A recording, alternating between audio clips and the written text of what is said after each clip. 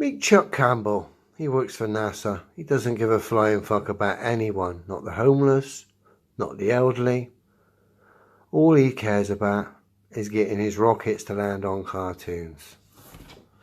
Yes? Let's have a look. Let's see what Chuck's about. Human exploration to me is about taking science in those places so we can learn about it. Learn about CGI and hear Masonic magic stories. I'm sick of stories, Chuck. I'm fucking sick of CGI, yeah? It's about putting people there so we can hear them describe it. My name's Chuck.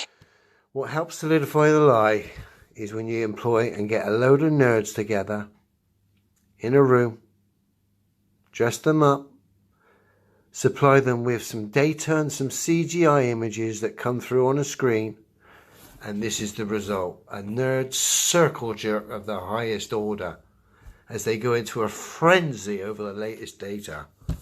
But of course, this solidifies the lie, even though these people are just innocent, naive nerds. They're actually part of the lie by solidifying it through their own ignorance. So it works.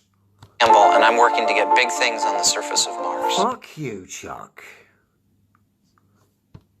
Our ultimate goal for NASA right now is bringing humans to Mars in the 2030s. So Chuck wants to get a giant vacuum cleaner on the surface of Mars. So what's the appeal here? So everyone's going to go visit this giant vacuum cleaner? Because what is there to do in Mars, Chuck? There's no forests. There's no coastal walks. There's no shopping malls. What are you going to do there? Just hoover up? It's a fucking joke. To put something this big on the surface of Mars so that we can put people there. This is a really tough problem. Who the fuck wants to go to Mars? Travel for a year just to use your fucking Hoover. Forget that. Just go to the Sahara Desert for a week. I never understood the appeal of Mars. Ever. Even as a kid. Especially now I know what I know.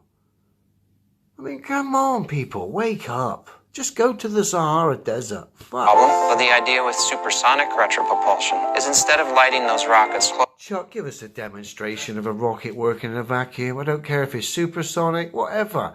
Give us a demonstration of a rocket working in a vacuum so we can see propulsion work in a vacuum. Please, Chuck.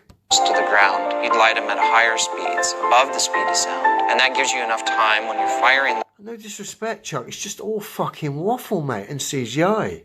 ...rockets to slow the vehicle down and then touch down safely. I think the best part about it for me is the fact that it's not been done before. Oh, Chuck, fuck off, mate. We've had fucking thousands of fucking CGI images.